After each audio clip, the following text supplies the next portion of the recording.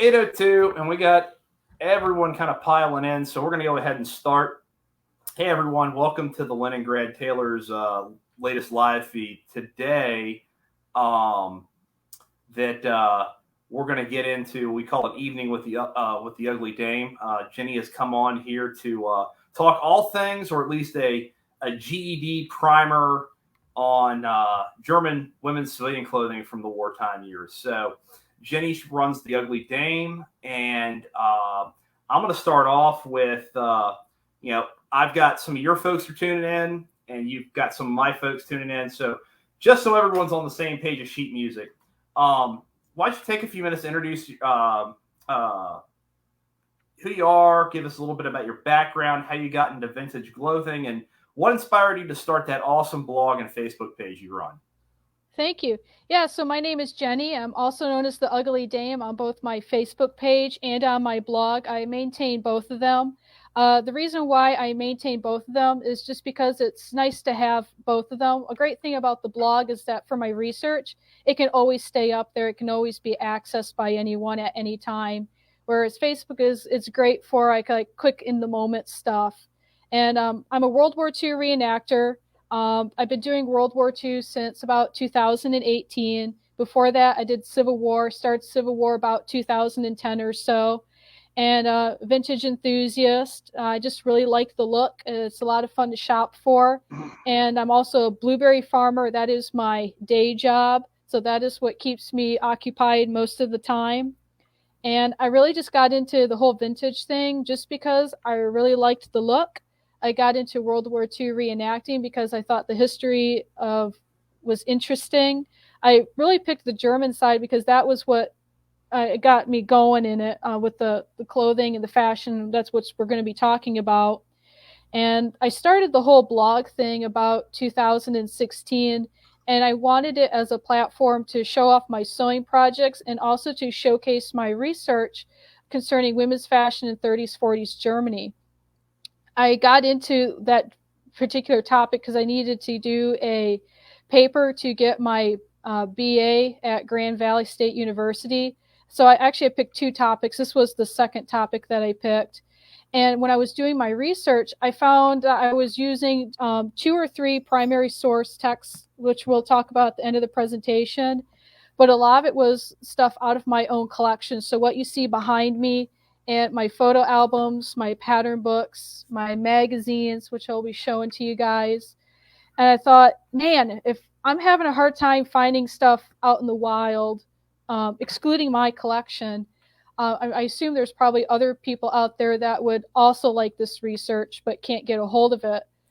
So I decided to start the blog to show off my research and fill in a gap, because there was a ton of stuff out there about American and British and French, but German was just really lacking. And so I just wanted to have a platform that was free to show off the stuff. Okay.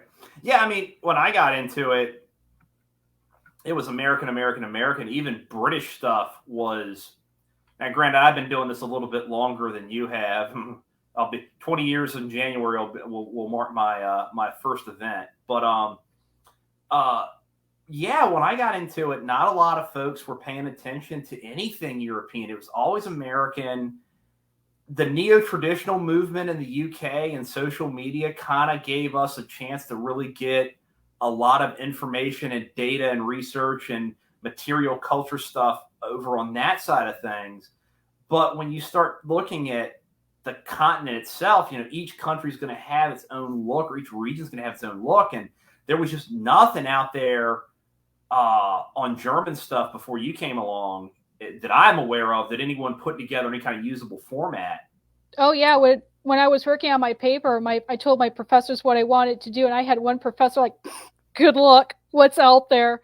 And I'm like, "I'll show you what's out there." And I ended up sticking with a lot of the stuff in my collection. Even my professor's like, "Well, gosh darn it, she actually pulled it off." I think the paper had to be like 20 pages, and I ended up with a 50-page paper. Oh, wow.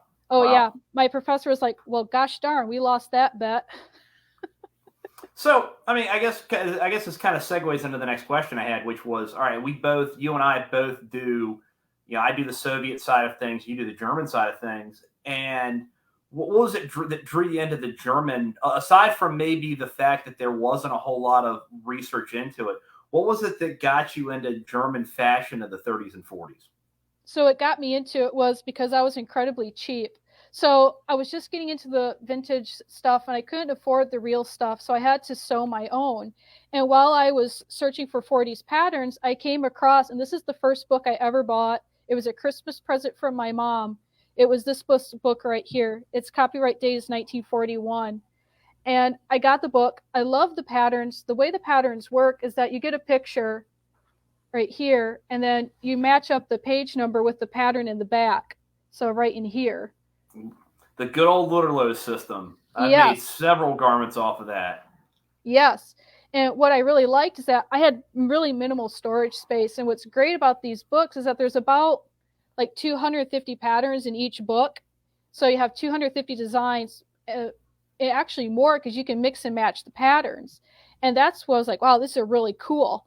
And after working with the books for like 3 or 4 years, I thought, if I really want to appreciate these books, I should probably know more about where they came from, the women who were using them, the culture in which they were living in. And that just kind of led me from one thing to another, and now we're here. But I think what really made me stick with it is because it was like the topic was like an onion. There were just so many layers, and there were so many things that were influencing women's fashion in this book, and then just real women in general from this period. There were political reasons, economic, cultural, and then on top of it, fashion is so intimate and so personal. So not only was I studying these clothes from a larger perspective, but also a more intimate one as well. And it just sort of I found that the more I was learning, the less I really knew, and I just kept going and going and going. That really speaks to me because that's one of the reasons that I love studying the Eastern War. As an American, we have kind of a passing knowledge of it, and it's very much colored by the Cold War and now current events. But what I found, same thing you did, when I started researching the Soviet side of clothing, it was like an onion, and it was the civilian stuff, the military stuff. It all. Every time I thought I had gotten to the bottom of something, then there was a new door that would open up and a new rabbit trail to go down. So, and like you say, fashion is nothing happens in a vacuum, and fashion is a reflection of the culture, the times, and the people in which it's created. So it's. I think one of the things I have a bone to pick sometimes with academics is that they look at the material culture parts of history as kind of like, oh, that's just for collectors that can't hack, real academic subjects. When in reality, the clothing and the items that people are using on a day-to-day basis during these time periods are hugely important to understanding the bigger picture. Yeah, and then for the presentation tonight, a lot of it's going to jump between like the academic and the scholarly context, and then the antiquarian stuff as well. I think the reenactors are going to be more interested in maybe the antiquarian stuff when they go to actually apply it. And I think that's the hardest part with this topic, is that you could do all the research in the world, but when it comes to actually applying it, that's when it gets a little bit harder. Yep. So let's get into let's get down to brass tacks here. What were tell us some of the basics about wartime garments for women? What were the big stylistic trends during that period? I mean, what did wartime exigency have any impact on garment styles in an effort to save material and support the war effort? Those kind of things. Give us a good rundown. All right, yeah, so this is a big question, and we're going to be hanging out in this question for quite a bit. So when it comes to German wartime fashion, not all women were created equal. Some were hit way harder by the war than others, and even rationing and shortages. Some women got hit with it way harder than others, and we're going to see this in photographic evidence and the way they're dressing. And it revealed from the photographs, which I like to use photographs because it shows what real women are wearing. And magazines and pattern books are nice, but they show like a really idealized image, and some of it is accurate and some of it is not so much. But looking through photographs, there are 2 overall style trends, and there's actually a third, but we're going to save the third one for much later on because it has rather a lot of political origins, and some women adopted it, and some did not. So the 2 style trends, I got my crib notes here so I stay on Oh, topic. awesome. Yeah, Yeah. I'm glad to know I'm not the only one. Yeah, no, I can go off topic really bad sometimes, so I have a script. All right, so for style trend number 1 are clothes that appear to follow the typical trends of the 1940s. An example is I do have some photographs where if I did not know they came from my German photo album, I would not know these women were German. They look almost like they belong in the United States.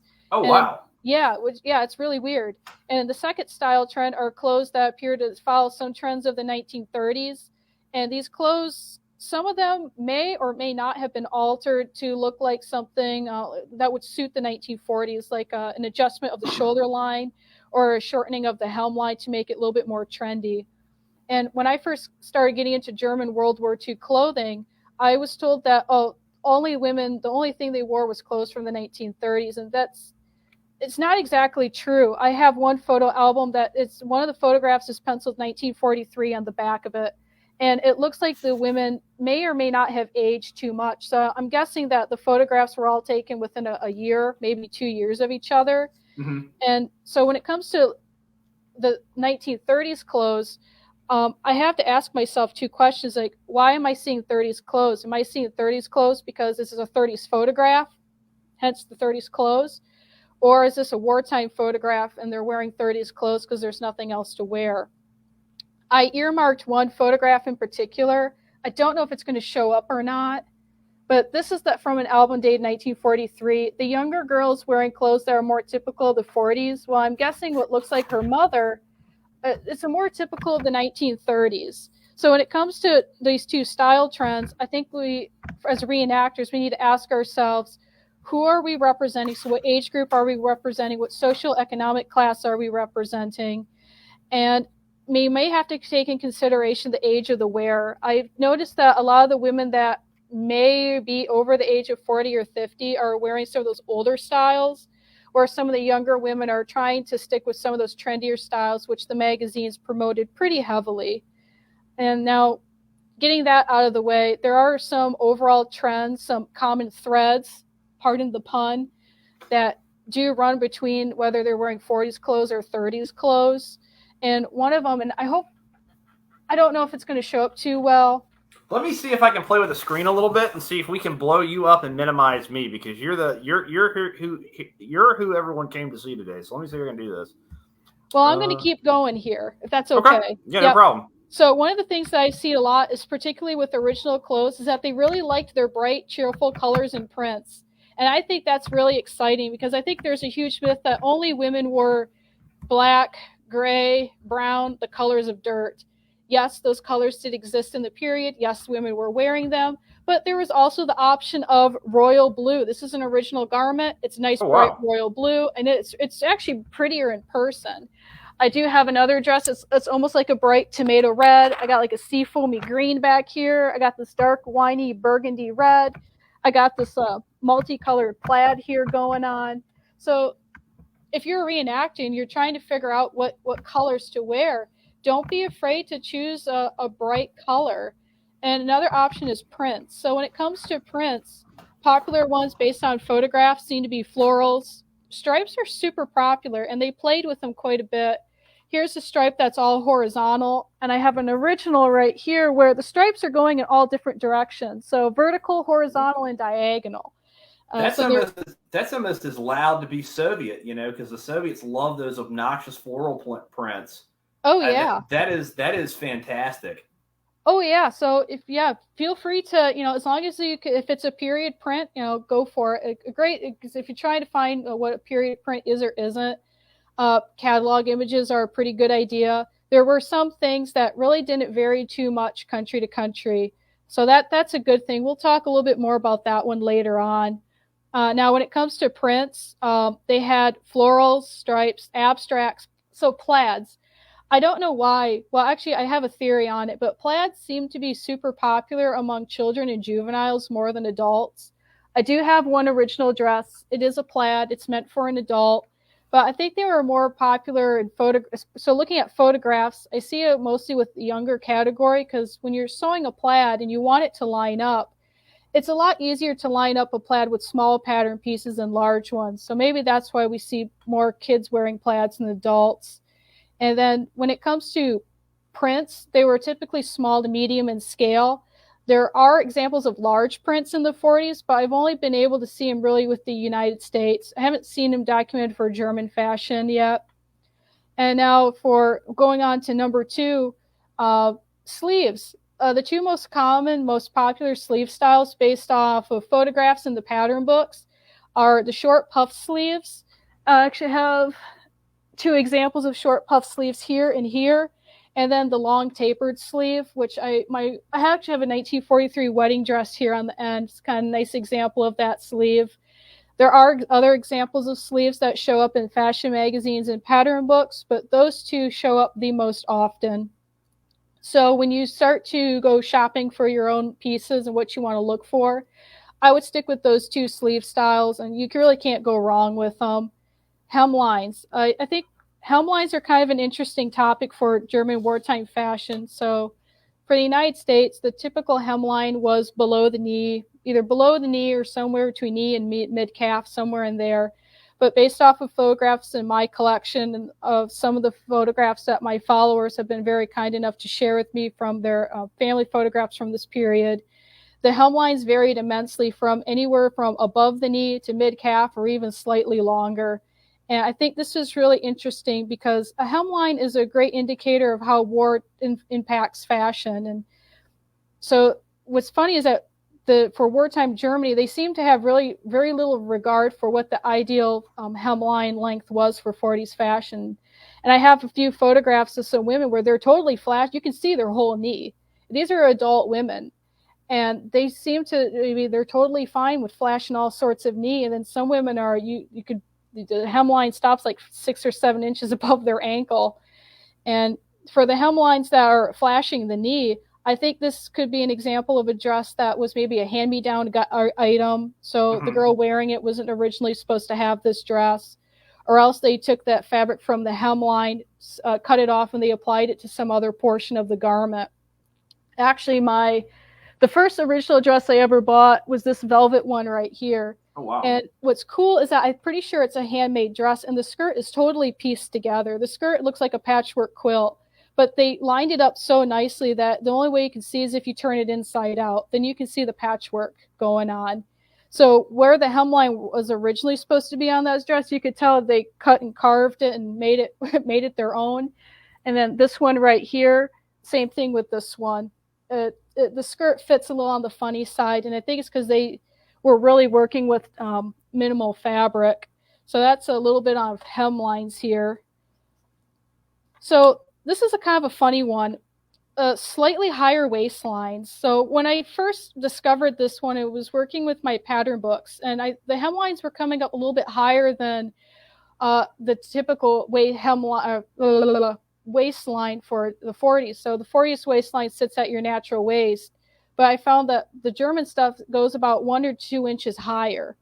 And I thought it was just a fluke. I thought I was scaling out my patterns wrong. But then I started collecting originals, and I found that it's not a fluke. It is a trend. This one, the dress form has a tape where the natural waist is, and the real waist it's a little bit higher. Another garment I have, it's almost 3 inches higher than the natural waist. And I think there is a reason for it. So a higher waist, it kind of creates a short round effect, which is I don't know why I'm emphasizing the boobs here. Ignore that. That's a little awkward. Anyway, moving on. So a shorter, it kind of creates a more feminine silhouette. And in Nazi Germany, wartime Germany, they wanted their women's wear to be as feminine as possible. And I think that's why we see the slightly higher waistlines. And it's also something seen in the traditional costumes as well. It's slightly higher waistline. And then modest necklines. There's 3 necklines that show up a lot. Shallow V necklines, high jewel necklines like this one right here, or else the square necklines. They show up a lot, but they're very modest. There's like no flashing of cleavage at all. When I compare my German patterns to my American patterns, the American patterns, they definitely, the V is a little bit lower and they're flashing a little bit. The German stuff was much more buttoned up and much more conservative. And this is kind of another style trend that I've seen, is a total lack of shoulder pads. So typical 40s fashion, you want that shoulder pad, that angular look. Yep. German fashion, I thought was a weird fluke, but there seems to be a distinct lack of shoulder pads. All of the original clothes I have do not have shoulder pads. And I first thought maybe they were just taken out, they were just lost through time. But when I put them on and I wear them, there's no fabric gap. So they were never meant to have shoulder pads to start with. And even looking at the inside construction, there's no evidence that a shoulder pad was ever there. And this could be, again, it could be a trend from the 30s that's now being held over into the 40s, or it could be an attempt to make women's wear more feminine. That shoulder pad is a very masculine element. The round, smooth shoulder pad, or lack of one, it's very feminine. So when you're going to put together finding stuff for your German impression, omit the shoulder pad, go for a natural slope shoulder line. And this is seen in photographs as well. A lot of the girls, if they're wearing a dress or a blouse, a lot of them have no shoulder pad, and some do have a shoulder pad. It's kind of an interesting mishmash. Mm-hmm. Yeah, so omit it. And another thing I do see a lot with the original clothes is the skirts have unidirectional pleating. This one is unidirectional pleating. I got another one with unidirectional pleating as well. And that's great if you're going to sew your own. But just gather it or pleat it. You don't have to worry about shaped skirt pieces. So I know that was an awful lot, and that's it for style trends. I didn't cover absolutely everything, but we got really close. So now we're going to get to the meat and potatoes and talk about how the war had an impact on women's fashion. Let me take a sip of my water here. So thanks to the war, these women were forced to get really creative in getting their clothes to last as long as possible. And they also had to find alternate routes to get certain items to last, or just to get certain items, thanks to rationing and shortages. We'll start with the shortages. So shortages made it almost impossible to get certain items. And this is another reason why we could explain why we see more 30s styled garments more than 40s styled garments. You have some women that are now reaching into the very bowels and backs of their closets to get certain things, and they're now raiding mother's or grandma's wardrobe. Like, yep, it's wearable. Let's go for it. We'll update it a little bit, but it's wearable. Let's go. And so we see maybe some older styles getting hauled out, making them work. To get a new dress wasn't always possible. And now not every woman was created equal. Some had more access to new clothes or more fashionable clothes than others, and we'll cover that a little bit. We'll get to that one. Now, some items that were almost impossible to get a hold of were feminine products and shoes. Women were encouraged to make their own feminine products at home. There's magazines. You've got to be kidding me.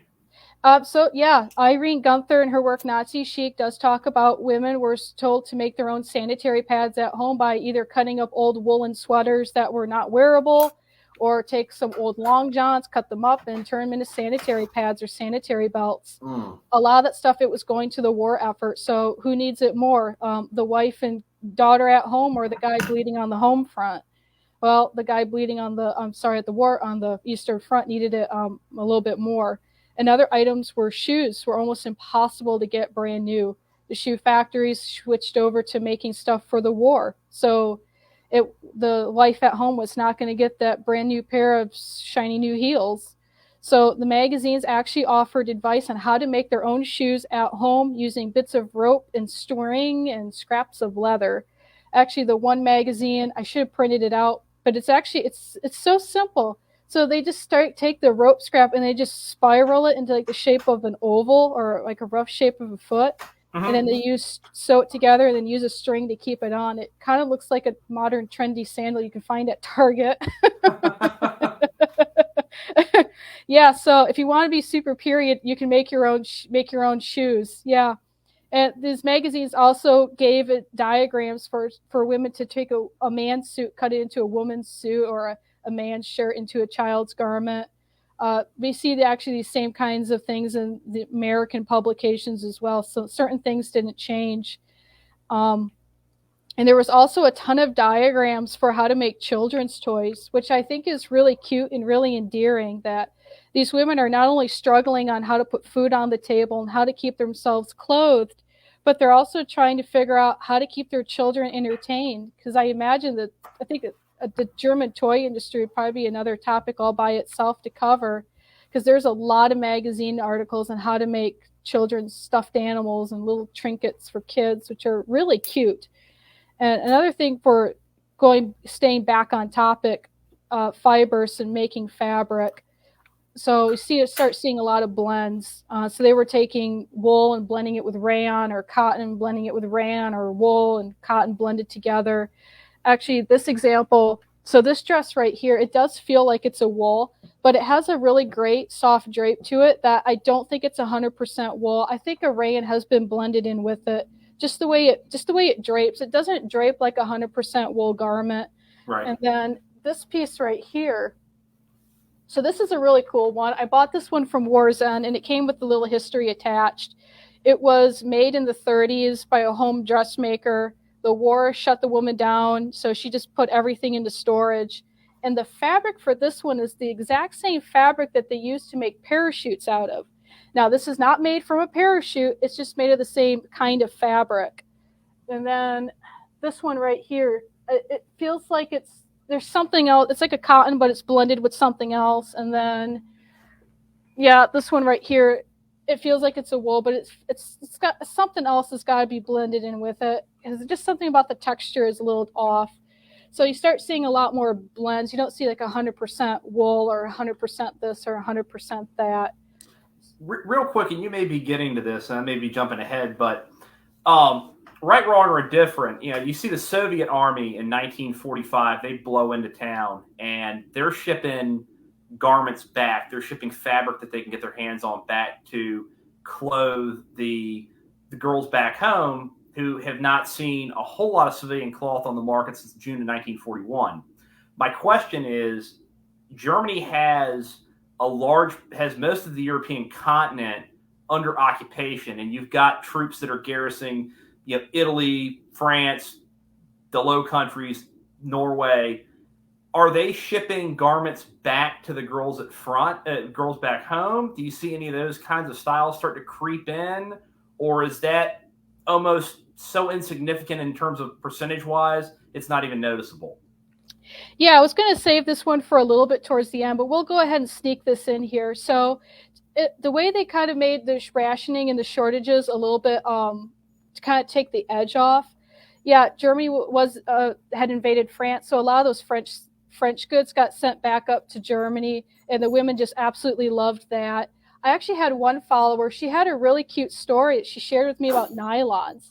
So the girl, she was living in Germany, but she had family in the United States, and somehow they managed to send her nylons. She got a hold of nylons. If she was like the drug dealer of nylons, she was peddling them to all the girls. So she didn't keep the nylons herself. She sold them.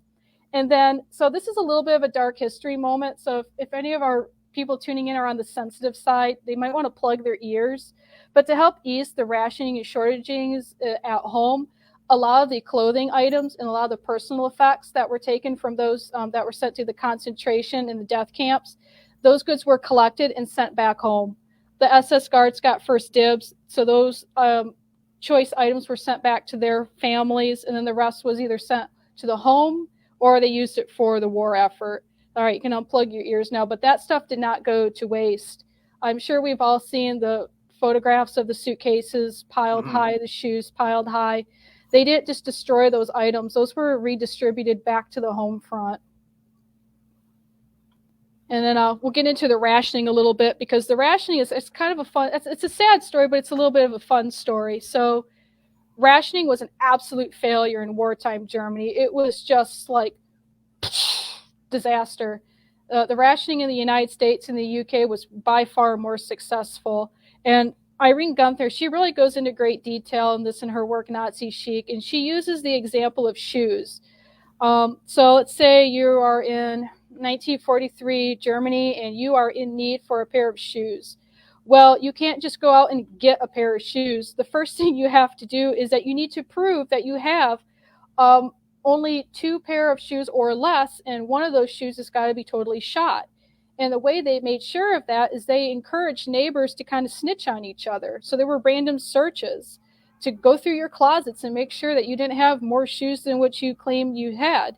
And then you also had to have a new voucher. You had to have a voucher to get a pair of shoes.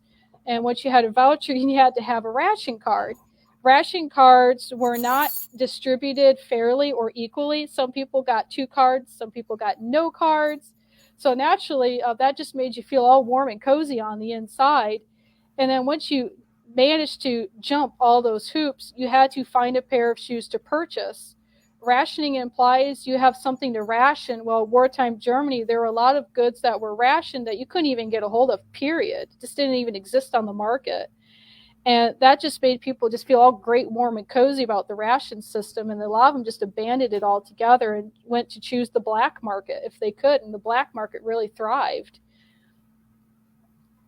So that's a little kind of the short and dirty about rationing and shortages. And if you really got to know more about it, I would highly recommend Irene Gunther's work, Nazi Chic. She really goes into great detail about it. And continuing on, I do have some magazines here.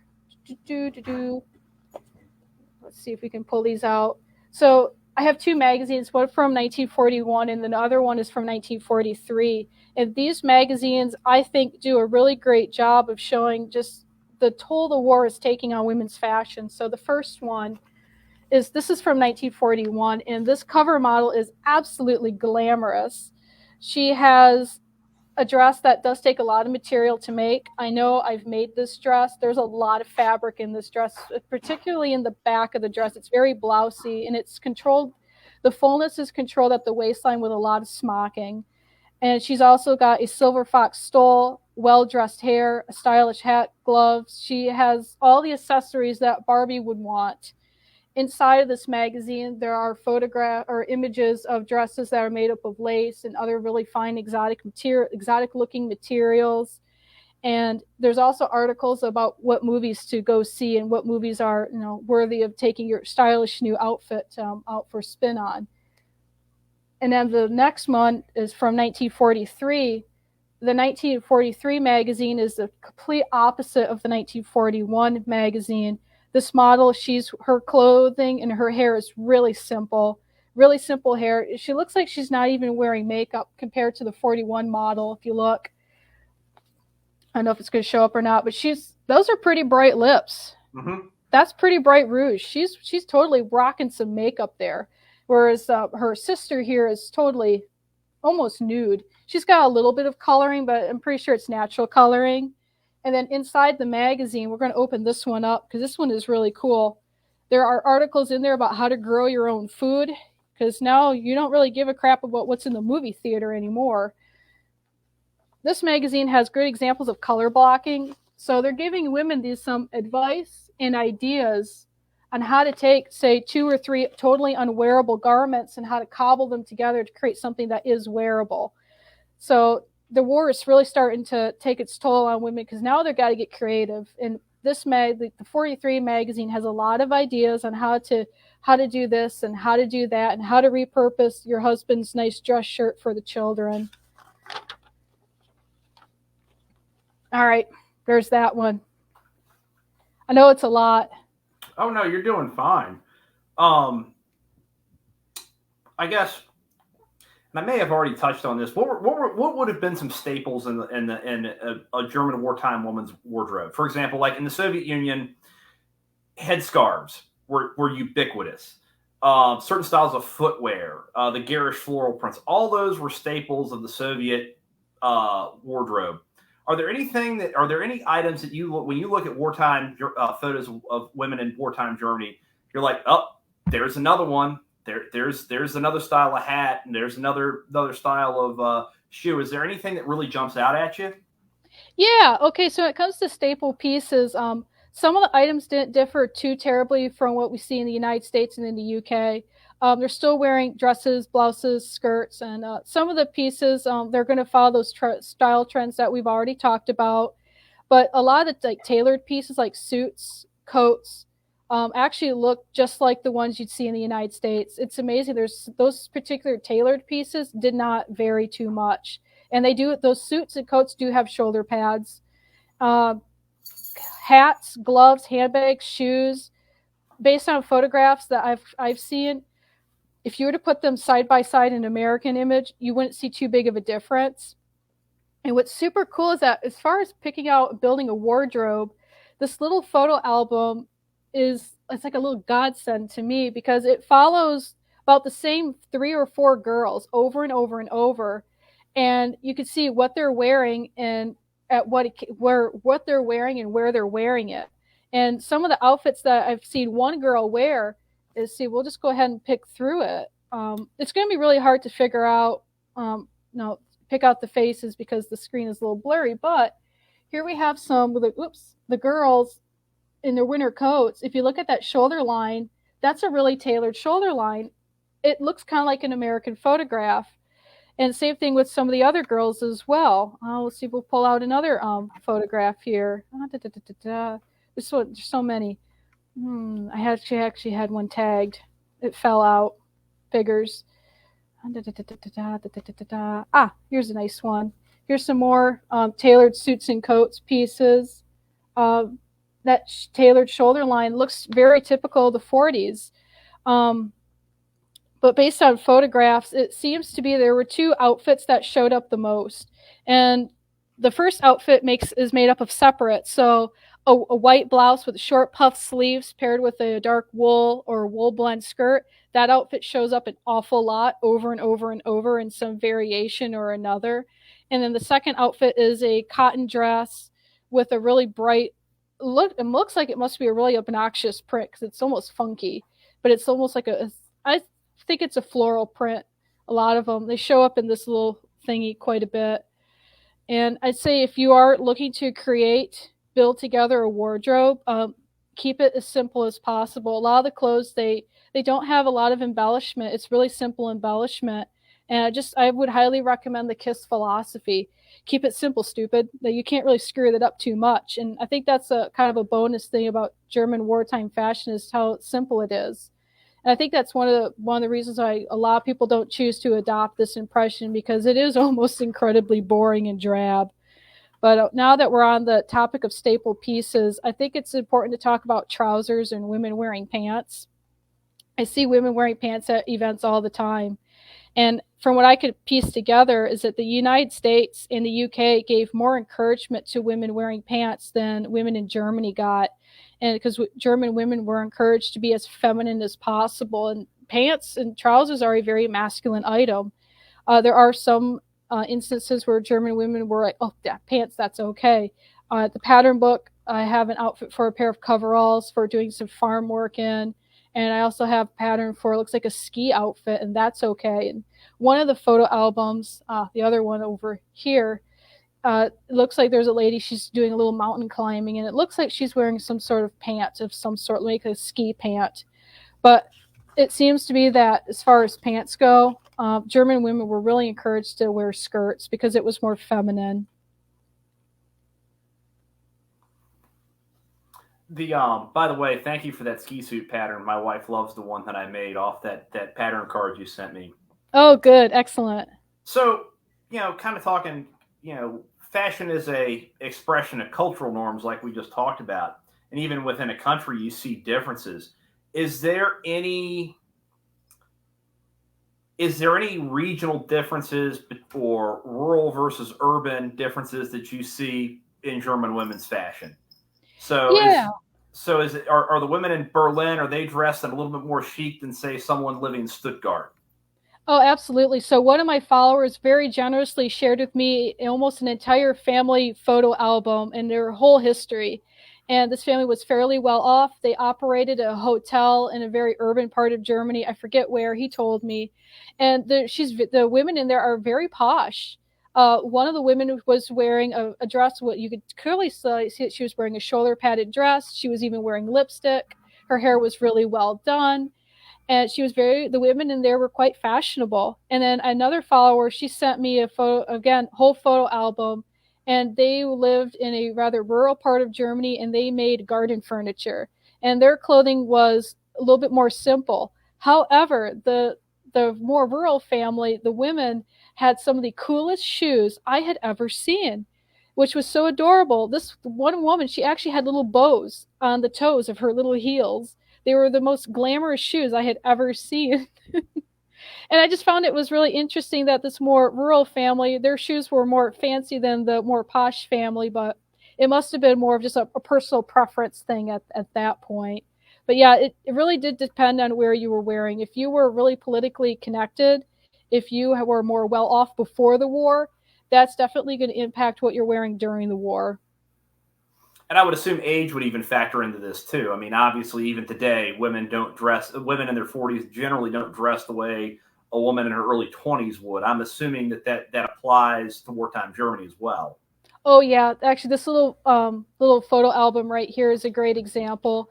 The girls in there are a lot younger. They seem to be more fashionably dressed than. There's another woman in here that I'm pretty sure she's the mother figure of one of the girls, and she's not very fashionably dressed at all. She seems just very comfortable in the clothes that look like they came from the 30s, and she is not going to change. She's like, nope, I'm comfortable. It looks good on me. I'm not going to change at all.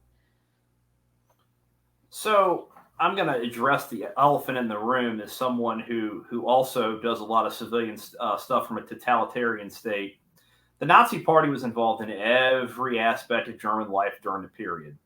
To what extent does that influence the fashion industry, clothing trends, etc.? Is there a correlation between ideology being expressed / showcased in women's clothing during the period? Oh, big time. So Nazi politics, they had their fingers in absolutely everything. And it wouldn't surprise me one bit if there's toilet paper out there with little swastikas quilted on it. I mean, they just had their fingers in everything.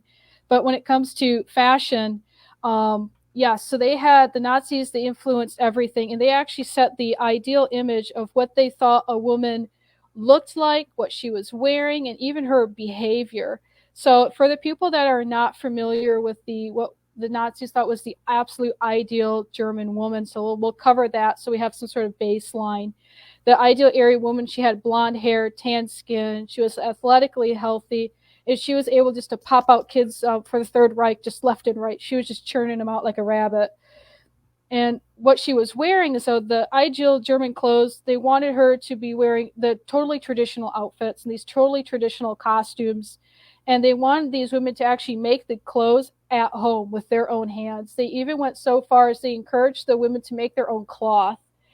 I'm sure some women thought that was just the dumbest thing in the world, but we'll cover that in a little bit. As far as hair went, plain dressed hair. Fanciest thing was going to be braids or a bun, and they wanted the women to be absolutely no makeup, clean scrubbed faces. This was the ideal image that was promoted in all sorts of propaganda posters. It was promoted a little bit in fashion magazines. The NS Frauenwort, I probably said that wrong. That is the magazine for women in this time period. It's the more political magazine. And it also was promoted in some newsreels. And what's funny is that what the Nazis said they wanted and what they were actually really okay with, it varied quite a bit. So remember way back we mentioned that there was possibly a third style trend, and we were going to hold off on that until we hit the politics. Well, I'm going to talk about the third one here. Okay, there we go. Okay, so what the Nazis wanted their women to wear was a kind of a strange hybrid of clothes that were traditional clothes and like a hybrid of the typical 40s fashion trends. And 1940s Fashion, the Definitive Source Book, actually has a really nice fashion plate in their book about what these clothes would have looked like. And what's funny is that these clothes, I think they're actually really adorable. They're super cute, but these clothes were not popular among wartime German women. They weren't popular during the war, and they weren't popular before the war, mostly because the clothes were impractical. They were impractical to wear. They were hard to maintain. And if the clothes are hard to wear and hard to maintain, you're naturally not going to wear them. And there are some photographs of women wearing these clothes, but it seems to be tied to either propaganda or a special occasion. And fun fact, this ideal look, although it wasn't too terribly popular in Germany, it was actually popular in the United States for a brief time in like the mid 30s or so. But what I know, I know there's like some irony in there. But what did kind of what was creative, so there was a really interesting form of clothing that was created that was a mismatch of these traditional clothes and these more traditional style trends. And I have an example right here behind me. So this dress, it's an original wartime piece. It was made in like a factory or shop setting. There is a very beautiful label in the back of the dress at the neck. And this dress has a very high neckline. It has a sloped shoulder. There's no evidence of a shoulder pad. The bodice is very tailored to the body, and it's got unidirectionally pleated skirt.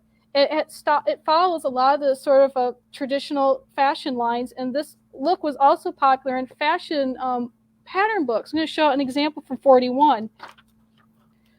Here's an example of that look right here. This is so weird. There's an example there.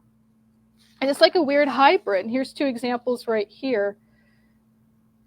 And you can see that these clothes, they're really cute. They are pretty, but they're really not that practical. And what's interesting is that this sort of strange hybrid did exist in original clothes, but you don't see this too terribly much in fashion magazines, or you don't see a whole lot of photographs either, which is kind of funny.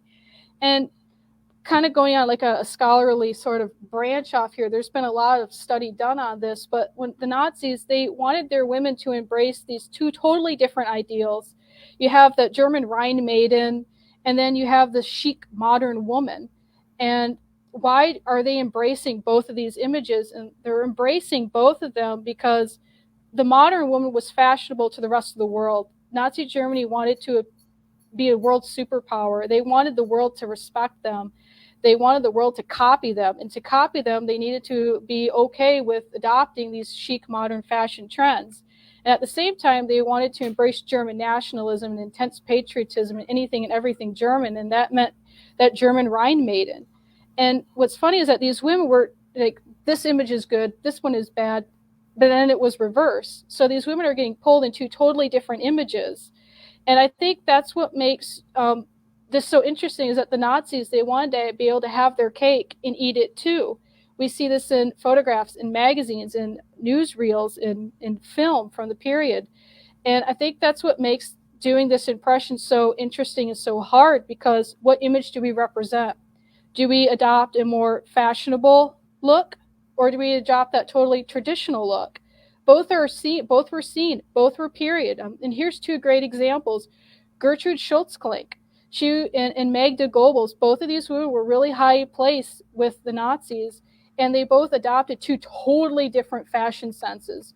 Gertrude Schultz-Klink embraced anything and everything traditional, no makeup, plain hair. If you look at her in a photograph, she does not look like a very typical fashionable trendy woman. And then you look at Magda Goebbels. She had bottle blonde hair, very stylish clothes. She's wearing lipstick. She was also a chain smoker. And she was the wife of Joseph Goebbels, the Hitler's minister of propaganda, I believe. You would think she would be more like Gertrude Schultz-Klink, but she wasn't. So we have two ideologies. They're represented by these women, but they look like they're polar opposites. And then so that's covering clothes. Now, makeup, when it comes to makeup, I think that's probably the most controversial topic when it comes to covering women's fashion in Nazi Germany. The ideal was absolutely no makeup at all, a clean scrub face, because the Nazis thought that cosmetics gave a false impression of health. Cosmetics were degenerate. But German fashion magazines actually offered women, here we'll go back to the 41, these women are wearing makeup. A lot of German magazines actually had on their covers American actresses. Within the magazines, there's ads for American cosmetics. There's instructions on how to apply makeup and have it look natural. Irene Gunther, she does argue that it wasn't natural beauty that was the goal, it was artificial natural beauty. And although the Nazis like no makeup, a lot of their average everyday women in the pre-war period were wearing a lot of makeup. And then even in the wartime period, some women are wearing makeup. I've seen enough photographs to say, well, this is interesting. Yeah, that if you look at a lot of the German culture from the war, there's always that contradiction between, well, this is the ideal, but this is also the ideal, and they're not in simpatico with one another. You know, they're diametrically opposed. Oh yeah. The you know, go back to Magna Goebbels, chain smoking. That was a huge no in the in the Nazi vision of the ideal woman. You know, she Mm-hmm. doesn't drink, she doesn't smoke, she's there to take care of hearth and home, and yet you have, you know, rules for thee but not, or for thee but not for me, kind of going on here with Yep. with the higher ups in the party. So it's it's very interesting that you know, that clash, and you even see it in the Soviet side of things too, where, you know, why do we have a fashion industry when at the same token we're supposed to be good workers that are sharing all things equally? Well, the reason Stalin wants a fashion industry in the Soviet Union is to show the world just how good people have it in the Soviet Union. So it's kind of it's a very similar, or it's a kind of an analogous, you know, thing, you know, phenomenon between the two countries. Oh, absolutely. Even going through some of the German magazines, they would have like a little thing at the bottom, like, yeah, you can buy this outfit, but it's actually it's for export only, or it'll be available after the war. So they were offering up these really fashionable, trendy outfits, but they weren't really truly available. But they did offer ideas on how to apply it at home, so you can make it yourself, but you just can't buy it yourself. It's at first glance, it's absolutely ludicrous. Mm-hmm. Oh, absolutely. So we've kind of gone macro, we've kind of gone big picture, we've kind of gone academic. I got I personally on my page have a bunch of folks that are following from a living history interpretation reenacting standpoint, and we've kind of talked about a little bit of how to bring these big picture concepts to life for the hobby. But if I'm a woman and I'm wanting to portray a German citizen circa, I don't know, 1943, or we'll just say 39 to 45, where do I even start looking for clothing and patterns to pull my impression together? Yeah, so now we're going to talk about where to get your shopping fix. And before you go shopping, you have to figure out who you're going to represent, where you're going to be living, because that's really going to determine what kind of clothes you want to look for. But so we'll start with if you want to sew your own, if you're a big DIY person. And I do have some businesses I'm going to mention. I'm not getting compensated to mention any of these. I've done business with them in the past, and I've just been really happy with them. So I'm going to list them off. For fabric, I would really recommend reproductionfabrics.com. She carries reproduction cotton fabrics from the 19th century to the 1950s. So she's got some stuff there that would be period. There's some stuff that's not period. So be very mindful about what link you're clicking on in her website, and that kind of thing. Another one is Tella Linda Fabrics. She has a lot of really beautiful fabric that she has reproduced from originals. Just be really mindful of the print, the size of the print. For German fashion, you want to stick to small to medium in scale. She's got a lot of stuff that's would I think would be much too large. eBay and Etsy, you can find original textiles on those platforms. They will be expensive, but they can be totally worth it. Couple of places I've gotten really great stuff. Original textiles was from Duchess Trading. She sells really small yardage, but they can be really great pieces for like collars, cuffs, and blouses and that kind of stuff. Ensembles of the Past carries beautiful fabric. The dress I'm wearing right now, I got the fabric from her, and this wool feels really similar to this fabric right here in terms of texture and drape. So that's awesome. I really like her stuff. And now, if you're looking for patterns, there is actually quite a few Facebook groups that are dedicated to nothing but 1930s, 1940s German patterns. Some of them are just for looking, and others you can buy. One that is called Slow Made in Germany Vintage Patterns. She takes the original patterns and she scales them out, and then you can purchase them online. I haven't I've heard. I've seen her stuff and it looks pretty good. Yeah, I think so too. So I would say definitely check her out. And then there used to be a lot of online libraries which would have these pattern books available for viewing. You could download and you could print the whole things off. It's been a long time since I've been on those libraries. I don't even know if they still have the pattern books up. I'd say if you do find those books, print them off. One of the things that I've noticed is that just because it's there today doesn't mean it's going to be there tomorrow. German fashion, it's the dark side. Some places they'll put it up for a little bit and then they'll feel embarrassed about it, and then they just take it down right away. Another place is called the 2020 Style Syndicate. They do have a couple of free patterns. They're Lutero patterns, and they also have a free ruler. You could download it right from their website, and if the download doesn't work, just shoot them an email. They'll email it to you. That's actually where I got my Lutero ruler from, and that's actually where I got some of my first patterns from. Now, if you are not a DIY individual, you would much rather go shopping. I don't blame you. Shopping is way more fun sometimes. I highly, highly recommend War's End Shop or Krieg's End Militaria. I have done so much shopping there that if I were to show you my pocketbook, you're like, hot dog. But they got some beautiful stuff. Actually, all the original clothes behind me came from their shop. I really like them. Their price is right on point, and the shipping is really good. The Leningrad Tailor, I'm not getting paid for this one. You actually do have some stuff on there that would be appropriate for a German impression. Another one has really beautiful original vintage clothes. Just vintage in general it's called Over Attired. They sell on Etsy, and they also have a regular website.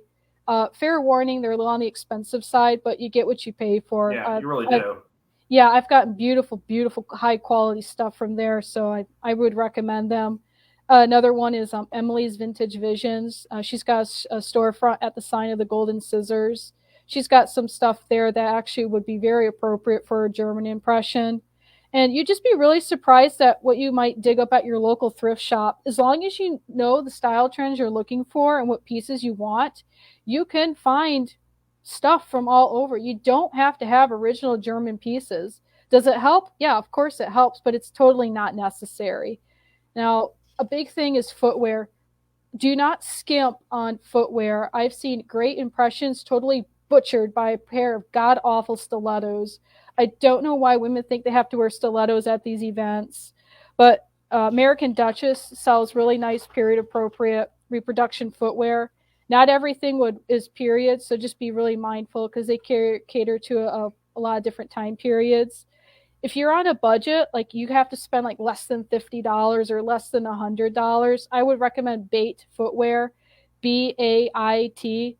I know it's not exactly the most sexy name in the world because it kind of reminds me of fish, but but they actually have some shoe styles that are really not that bad. The only critique I've got is sometimes their heel shapes are a little on the chunkier side. But if you're on a budget and you need footwear, I've been very happy with some of the stuff that I've gotten from them. And as far as durability goes, I walked 10 miles in a pair of their shoes. Well, I walked all around DC, all around Colonial Williamsburg. They held up really, really well. Another place I recommend for footwear is called a Vintage Sole, SOLE.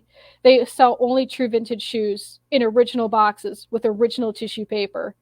They are expensive, but darn are they really, really good. And it's run by just a man and wife couple. So if you want to support a small business, businesses don't get any smaller than that. Another small business is called All Heels on Duty. She's got some nice simple shoes that would totally be period appropriate. Then there's Remix Footwear, and then there's a UK-based one called Memory or Murmury Shoes. Some of her stuff is not too bad.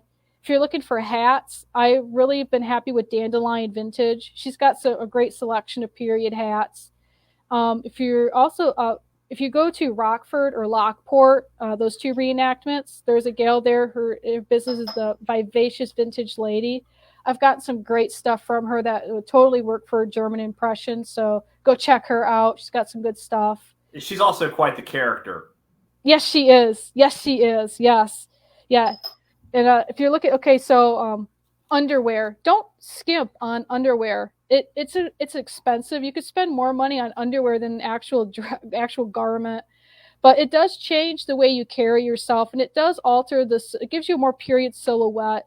I really like what Katie did for period underwear. There's other companies out there like I forget Ragu or Ragu. It just reminds me of the pizza sauce company. But I really like what Katie did, and what Katie did does carry a CC41 collection based off of some originals. That's a really nice collection. It's very plain, basic underwear. If you're looking for to add any cosmetics to your impression, Besame Cosmetics and then also Little Bits Cosmetics Company. I would recommend those two if you're really going to get into makeup. Those are all great, and again, I'm not getting paid either, but I'm familiar with probably about half of those companies that are on the list, and I would recommend them without a doubt, especially American Duchess for footwear. Might point out too, for those that are a little cash strapped, is that they do have a layaway plan. So if you see that $200 pair of shoes, but you're like, do I want to eat or do I want to buy a pair of shoes? You can split that up over, I think, 4 months and pay it, and then get your very nice pair of shoes that'll last you a while when they come in. Yeah, and then for a vintage sole, the Outlaw, their shoes are $200 to $300 a pair, but every once in a while they'll run a 50% off sale. That's a great opportunity to stock up. And I got to tell you, it is so cool when you get a pair of vintage shoes in the original box. Sometimes with the original price tag still on that box, or just something really cool about it. So, and I'm gonna tell on myself with this next question. I've been doing this thing for almost this hobby for almost 20 years, and one of the things is you can have all the right clothing, but it's the little things like we talk about, the hair, the makeup. You know, nothing. For example, nothing kills a male impression than having the right stuff and then pulling out an unfiltered cigarette to suck on. And I struggle with this too doing Soviet. I mean, I can carry myself the way an American soldier did in World War II. But when it comes to Soviet, there's a certain cultural disconnect that I just haven't been able to get over the hump. So having said all of that, what are some tips on how people can really get the fine details of this impression right? Well, I think a nice thing about doing a German civilian impression is that the little details that really make this impression are the simplest and easiest ones to get. So we'll start with the hair. For hair, you do not need to be a great hairdresser. You could have zero hair skills and still pull off a period do. A lot of photographs, they just show the hair is just, it's pulled back and it's tied off into a knot in the back of the head. And then sometimes with the photographs that do catch the back of a woman's head, it is like the most awful, messiest knot ever. You could tell they just like hurried up and did it, and they're like, good enough. And a lot of times the hair too is, I have one photograph, I should have tagged it, but I didn't. Her hair is really frizzy at the front. You could tell she's just having like a really bad hair day, but she's got the most beautiful smile. She's just totally rocking it. And hairstyles is just simplicity. You cannot beat simplicity. And if you do choose to do something a little bit more fancy, it's lots of waves, pompadour, so just the hair built up in the front, buns, braids, but absolutely no victory rolls. I have not seen any photograph to show a woman in wartime Germany wearing victory rolls. In some of the earlier publications, I do see some like it's called a poodle, or it's like concentration of curls up here. And sometimes the hair is really dressed up and sculpted, but the Betty Grable victory rolls for average everyday women, I'm not seeing it. It seems to be mostly just an American thing. And hair was curled, and it was worn either up in style or down in style, or if it was not curled at all, just plain straight hair, it was definitely done up and confined. I have not seen any photographs of women where it's just long, loose, straight, hippie hair. They did something with it. And for adult women, no short haircuts, no bobbed hair either. I see a lot of that at events where there's short, trendy haircuts or the bobbed hair. That bobbed hair was reserved mostly for children. So if you're an adult woman wearing bobbed hair, I'd say that's, unless you can absolutely document it, don't do it. Same thing with trendy hair. If you can't do anything with it, I'd say it's definitely worthwhile investing in a wig or something. It doesn't have to be the most expensive thing. And then makeup. The best thing about makeup in German civilian is don't wear it. Go totally all natural, or just put on a little bit of sunblock and you'll be fine. Safety first. And if you do choose to wear it, it's very occasion specific. Like I see women in looks like studio style portraits, they're definitely wearing a little bit of something. But if it's a photograph of them in the back lawn playing with the dog, they're not wearing it. And that kind of makes sense. Are you really going to glamorize yourself to go play with Fido? Probably not. So in getting it right, it's simplicity, simple, well done hair, no makeup. That's kind of hard to screw up. And yeah, I have seen people do it. It's terrible, but it's true. Do you have any? So I guess that kind of ties to my next question, which is common pitfalls that you see. So we kind of touched on it, like the trendy hair, the victory rolls. Are there anything else that you see that people do a lot of the time with this, but has no basis in historical fact?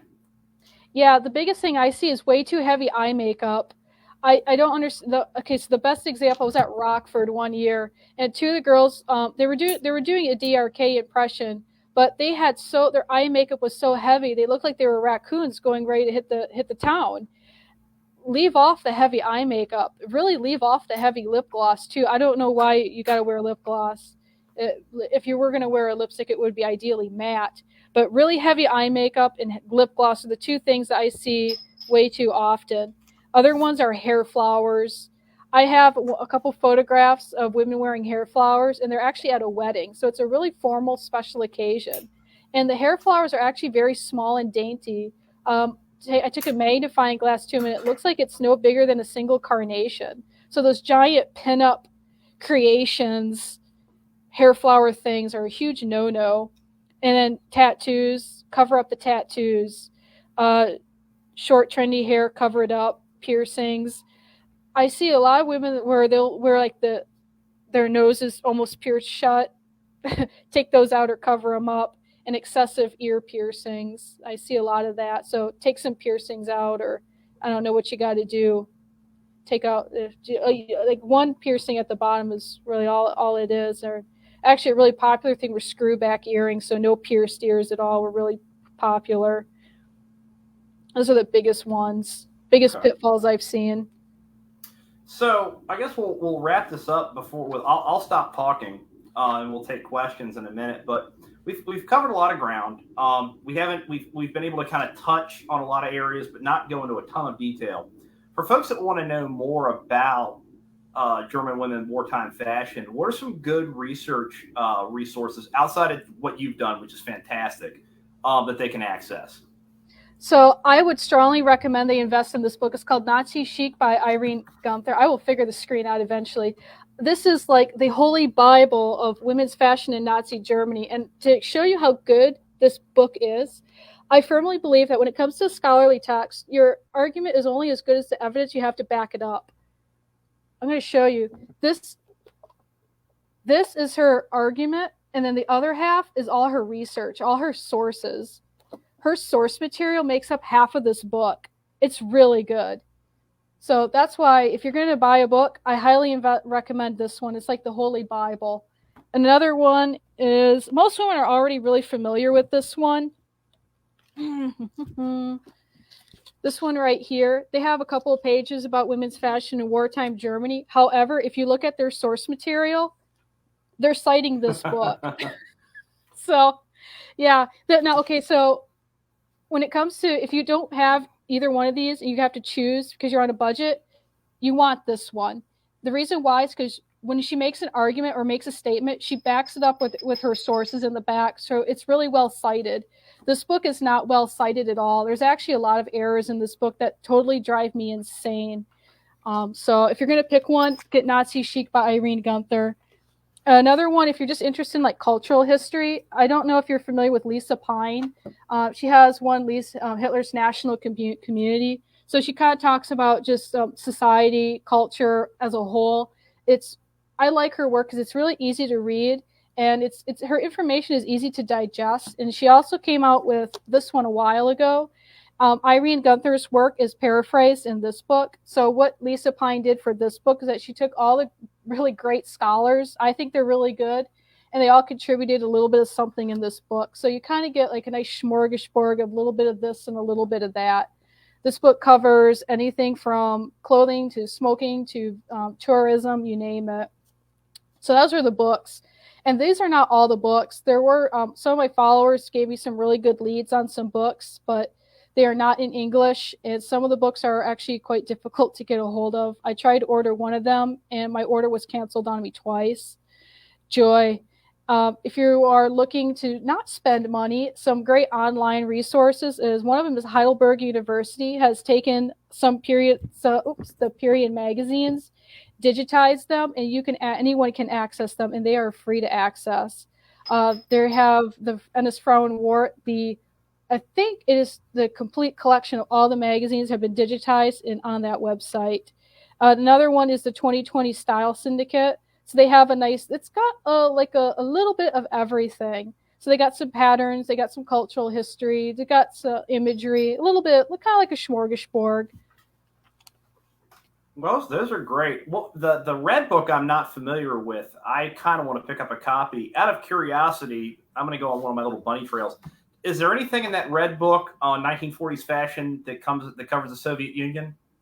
That's a great question. I think there actually is a little bit. Let me look. I got it right here. Let's look.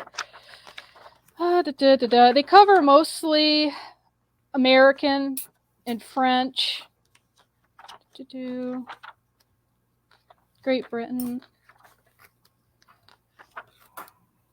USA. Crap. France. I guess I don't see anything as Soviet in here, but I'm just doing a really quick flip through. It would not surprise me because when I started this venture, I got kind of the same response from people in the former Soviet Union when I said what I was doing. I got the same, well, good luck with that. Yeah, and I don't see anything in here with Soviet, but one of my biggest critiques with it is although they do have a couple pages of German fashion in here, they have maybe I should have gone back and counted 3 fashion plates of German fashion. It's all French, American, or British, and it doesn't go in chronological order. That bothers me a lot, actually. And there's also a lot of post-war stuff in here too. That's yeah. There's also a lot of typos in here, which kind of drives me nuts. Yeah. It's a great picture book. I'd say it's a phenomenal picture book, but it's a lot of the images are really high fashion, fancy, straight from the fashion houses. Well, in that case, we've got some time to take a few questions. So we've got some followers that have hung on. So now's your chance to ask Jenny anything you want to know. Yeah, there's this topic. It's huge, and I actually, when I started doing my crib notes, I had over 15 pages of notes. I'm gonna have to trim this down, so I had to omit quite a bit, and I also wanted to keep it not so dark too, so it kind of stuck to the happier or the lighter side of things. Let's see. Oh.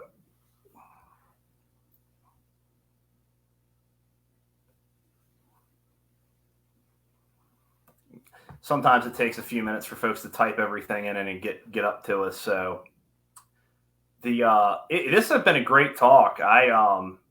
It's definitely, I can see where the onion comes in, because you peel back one layer, you find something else another bunny trail to go down. I'm definitely gonna pick up a copy of that book, Nazi Chic. That definitely has my attention now. Oh, it's really good. It's really good. Now, some of her source material, man, I would have loved to have been sitting on her shoulder when she was writing it, because she makes reference to some really obscure sources, and some of them I've been able to track down myself, and then others I have not been able to. She actually talks about one fashion magazine, German, that had Katharine Hepburn, I think that's the name, right on the cover, and the whole inside of the magazine was just nothing about that American actress, which is really funny because Nazi Germany, they saw the Americans as degenerate, and there was also they had another word for Americans as well, which if I said it, Facebook would totally shut us both down.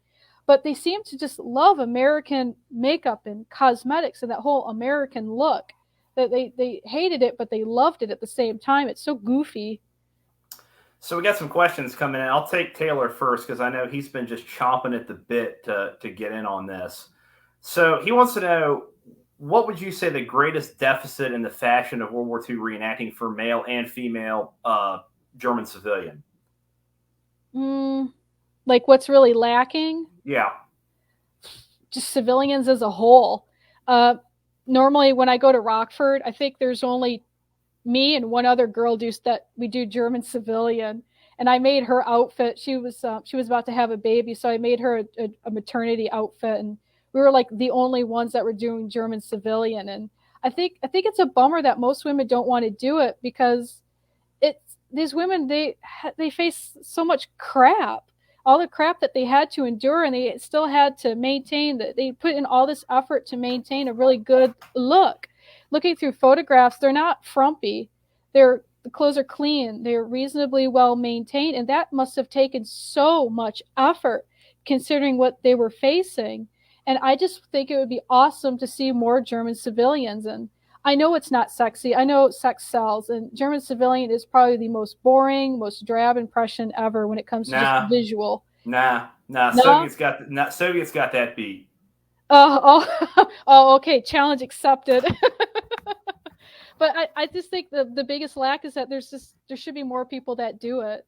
Well, especially when you think about you take the ideology off the table just for a minute and you look at it from a human standpoint. You have women that have to go and live life, and while they're living life, they're going to the air. They're going, especially if they live in a city, they're going to the air raid shelter a couple times during the day, and if they're not lucky, they've got to go down there at night too, because the Allied Urban Renewal Program that was being run around the clock. So they've got to deal with that. They've got to deal with shortages. They've got to deal with a repressive state.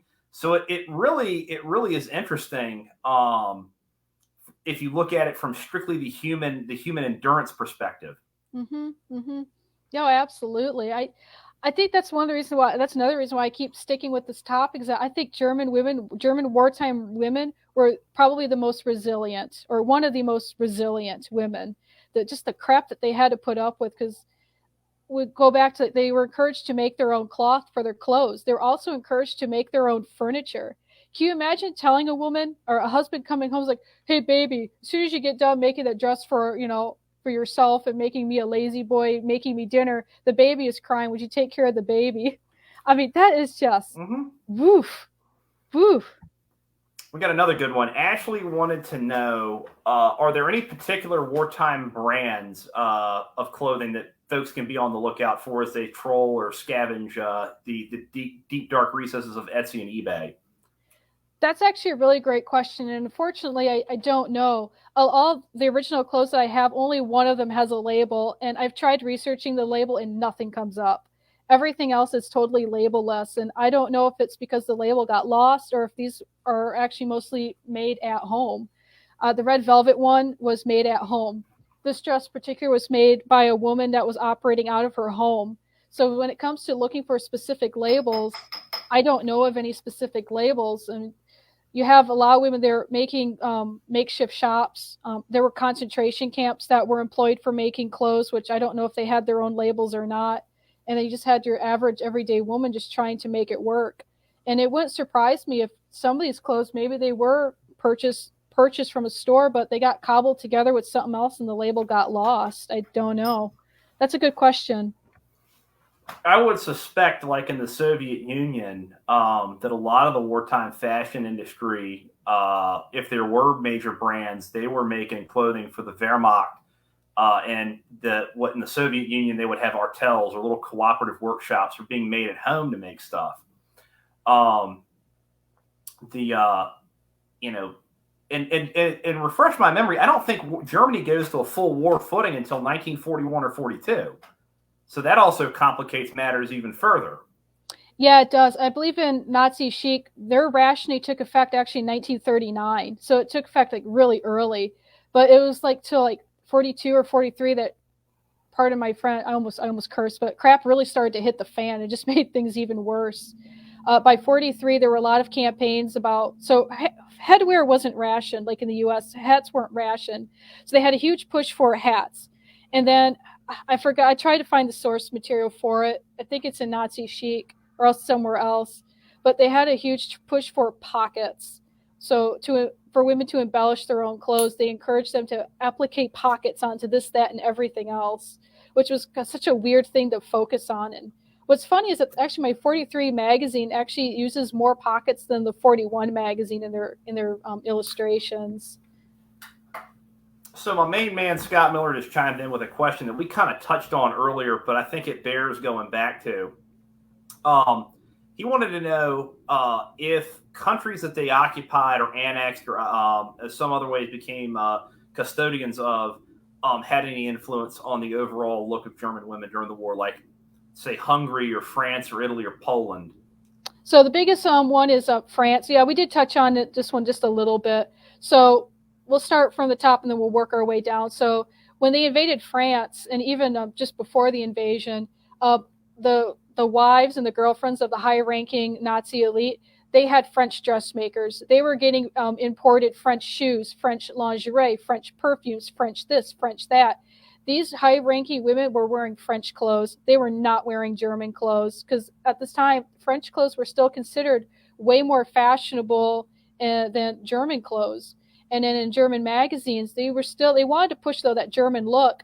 Well, Germany sent over spies to spy on the French fashion houses, and they totally took those designs, ripped them off, and put duplicates in the German fashion magazines. So it's the average everyday woman now we're trickling down is getting exposed to French fashion, which is really funny because Germany wanted to promote their own clothing industry to boost their economy, boost their nationalism.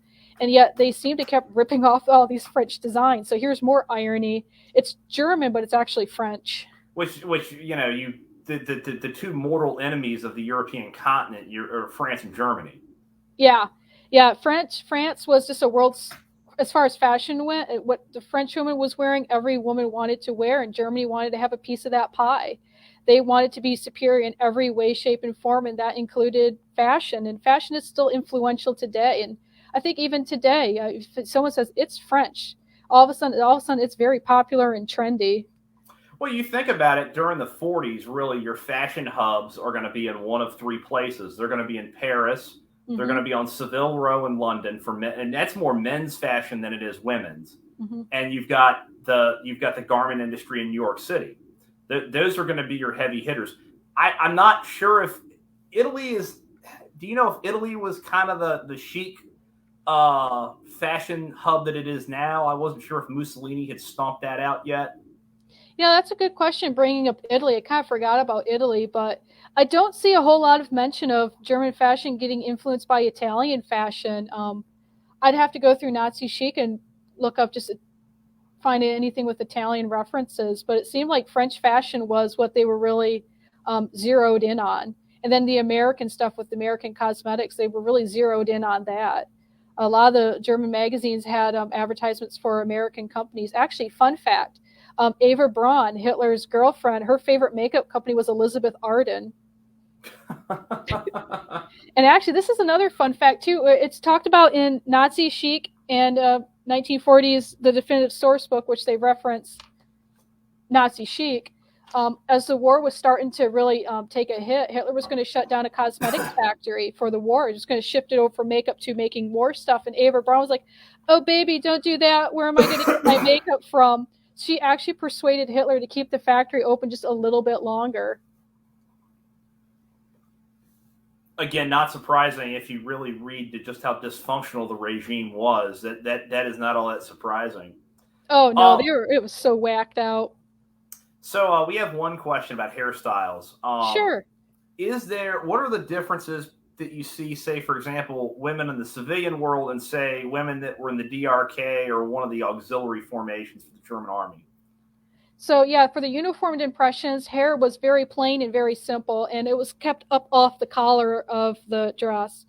So if you're doing a uniformed impression, keep it off the collar, keep it neat, keep it tidy, keep it confined. Now, when it comes to civilian stuff, there's a lot of civilian styles that look just like that, neat, tidy, confined, off the collar. But there were also some hairstyles that were worn down. Let me see if I can pull out some examples. I love this one. This is one of my favorite photographs too. I don't know if you can see that or not, but her hair she's wearing a pompadour in the front, and then her hair is really I think she actually used a crimper. She crimped the back of her hair. And then another good hairstyle, if I can find it. Here's a nice selection. Some other girls wearing some hairstyles. And we have a collection of center parts and side parts. All the hair is curled, but it's not exactly confined. Their hair it's curled enough where it's staying up off the collar. Let's see, find one. So when it comes to civilian stuff, there was a little bit more leeway and a little bit more freedom. They had a little bit of personal choice in how they did their hair. Here's a nice one. She's wearing a nice tamed pompadour in the front, and then in the back, it's secured in the back. It looks kind of like a giant roll in the back that's similar to what's on top of her head. Mm-hmm. All of these photographs are actually up on my blog, and they're up on my Facebook page as well. So if you are really curious about what these actually look like in a much more clear image, you have to check out my blog for those. Every time I get an image that's in my personal collection, I do share it, because the more images that we can see and we can study, the better idea we get of what people are wearing. I do have some followers that they'll share photographs with me. Those I don't share. I have had some people, they have asked that I not share them with the internet, and some of them are for very good reason, and I understand it. I don't know. Is that clear as mud? That's great. Okay.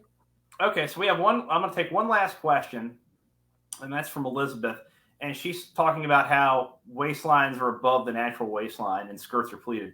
How accommodating for maternity wear, or how did that accommodate for maternity wear, and would that extend the utilization of each dress? I guess the question is more of a, how do you work these styles in for someone who's expecting, and how does maternity wear factor into this? Oh yeah. Okay. So this is actually, I was hoping this would come up because this is kind of a fun topic. So yeah, so during women we're encouraged to have as many children as possible, and you would think that maternity wear would be a really hot, trendy fashion item. But in all of my patterns, I have over 600 patterns and counting. Only one of them is for maternity. There's an image of a stork, which is a symbol of motherhood or having children. Only one pattern is for maternity. However, other garments can be fashioned to suit that. So we'll go with the one that's on the dress form. This skirt is actually, there's a surprising amount of fabric in this skirt.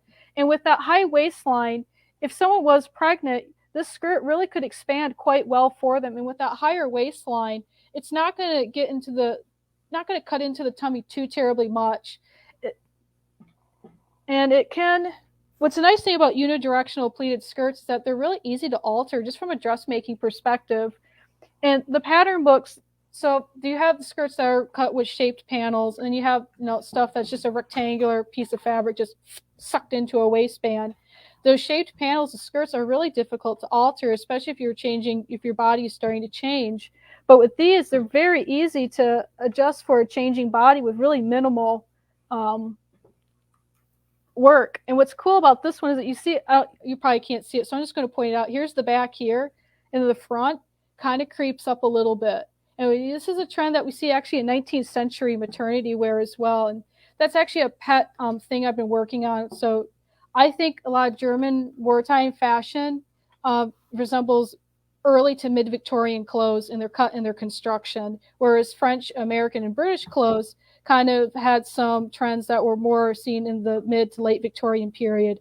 That's a whole nother tangent. That's my own pet topic, but does that answer the question at all? Yep. Yeah, I think that does.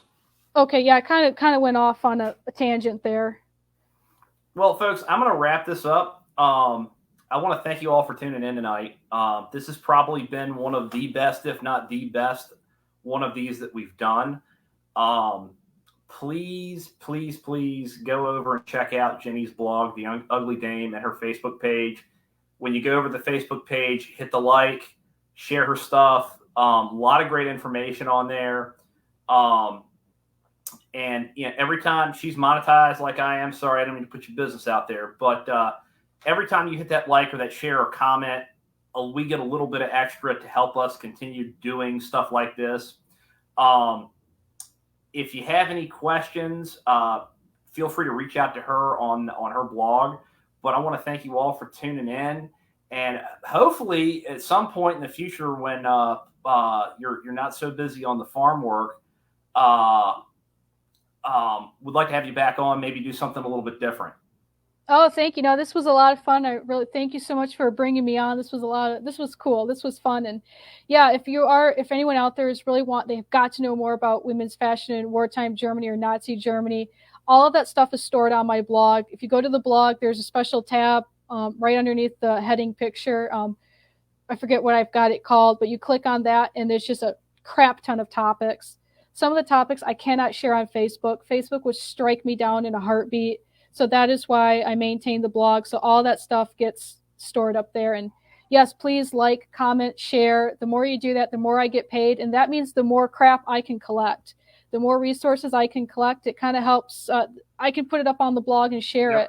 My collection it's a private collection, but I make almost everything I've got public. So anyone else can study it and review it and make their impression better. Reenacting, it's a group effort. Yep, it really is.